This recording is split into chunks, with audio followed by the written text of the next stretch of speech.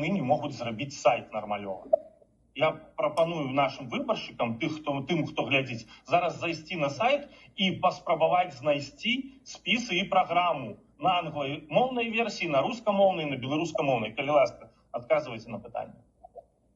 Да, з радасцю адкажу. Я лічу, што сапраўды Арцёма Шапарова нельга было дапускаць да кіравання медыякаманды. Я тут не ведаю, што зрабіць. Калі я прыйшла на пасаду віцэ-спікеркі, а я, калі што, не 2 гады віцэ-спікерка, паважаны гаспадар Колас, я адразу пра гэта казала. У тым ліку, калі вы паглядзіце маю першы спіч, калі мяне абіралі, я менавіта пра медыягрупу там казала даволі шмат.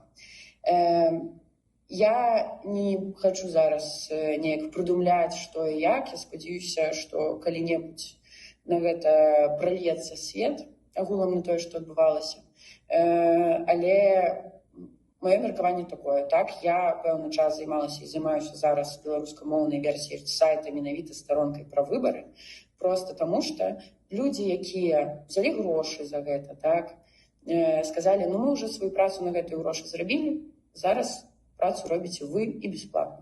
Я яе шчыра, сумленна, бесплатна раблю у свой вольны час, так, як у мяне гэта атрымліваецца. Я згодна, што сайт знаходзіцца не ў лепшым стане, але агулам не лічу гэта прям сваёй прамой адказнасцю, так, ускоснай. Могу прызнаць памылку, як сяброўка кіраўнічых органаў. Сказал, где он сказал сосать. А что мне весь раунд-то делать? Сосать.